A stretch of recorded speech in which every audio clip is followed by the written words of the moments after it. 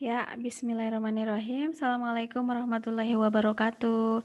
Halo semuanya, bagaimana? Masih semangat belajar? Mudah-mudahan ya, masih semangat.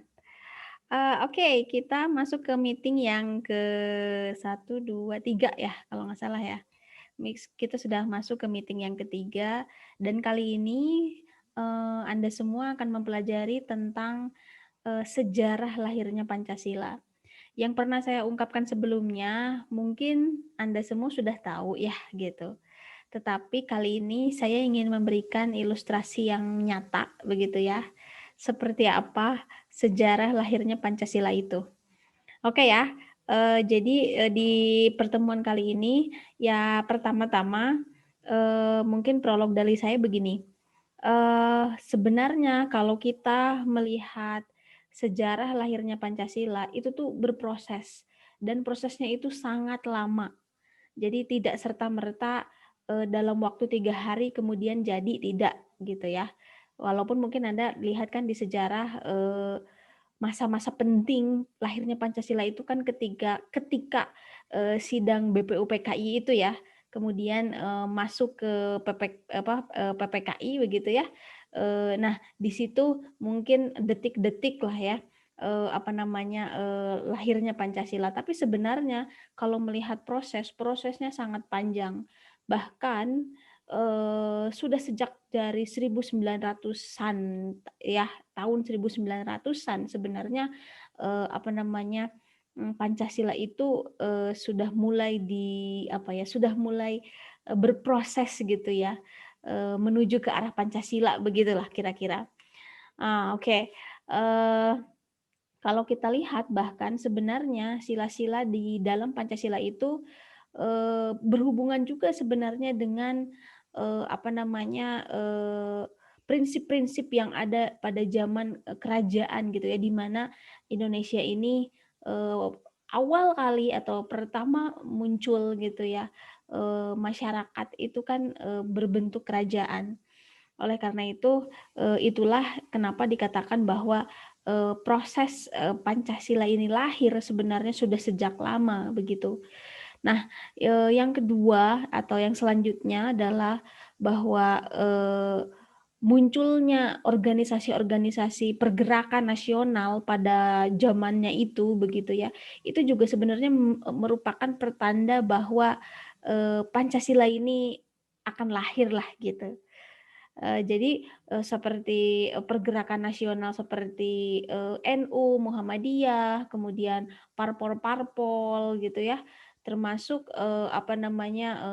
Syarikat Islam, pokoknya ada banyak organisasi-organisasi, pergerakan sebelum zaman kemerdekaan, itu pun merupakan, ciri dari, proses gitu ya, menuju, lahirnya Pancasila begitu. Ya, oke ya. Jadi itulah kenapa disebut, proses lahirnya Pancasila itu panjang. Nah, sampai, ini di penghujungnya gitu ya atau di ujungnya, mulailah pada perumusan Pancasila, di mana, di situ muncul, sidang BPUPKI gitu kan, dan, jelas ya, Soekarno merupakan salah satu tokoh yang sangat-sangat penting gitu ya di dalam, proses, perumusan Pancasila ini, dan kemudian dari situ Pancasila digodok gitu ya, eee, teks-teksnya gitu ya. Kemudian, masuk ke, PPKI di mana di situ disahkanlah gitu ya, butir-butir, Pancasila gitu. Nah, oke ya. Jadi itu sebenarnya garis besar, lahirnya Pancasila. Untuk lebih jelasnya, saya ingin Anda melihat, 3 video yang sudah saya cari di YouTube gitu ya, dan menurut saya itu video yang bisa dipertanggungjawabkan. Jadi, silahkan Anda tonton. Yang pertama adalah, yang harus Anda lihat adalah, video tentang sejarah lahirnya Pancasila. Itu di video yang pertama, oke? Dan itu berurutan. Saya sudah mengurutkannya di LMS Inhouse. Kemudian yang kedua, video yang kedua, Saya di situ, juga memperlihatkan, bagaimana, pengamalan-pengamalan, dalam, butir-butir Pancasila itu gitu ya. Nah itu juga Anda harus tonton video yang kedua dan yang terakhir video yang ketiga, saya akhirkan saja ya tidak apa-apa, walaupun ini seharusnya di video kedua tapi tidak apa-apa di ketiga aja. Di situ saya memperlihatkan, Soekarno berpidato ketika, tanggal ya 1 Juni ya 1945, bagaimana beliau, menjelaskan Pancasila. Oke ya, sehingga 1 Juni itu diperingati sebagai hari lahirnya Pancasila. Oke ya, selamat belajar. Oh iya, setelah video itu nanti juga Anda akan, saya perintahkan untuk membaca buku sumber utama.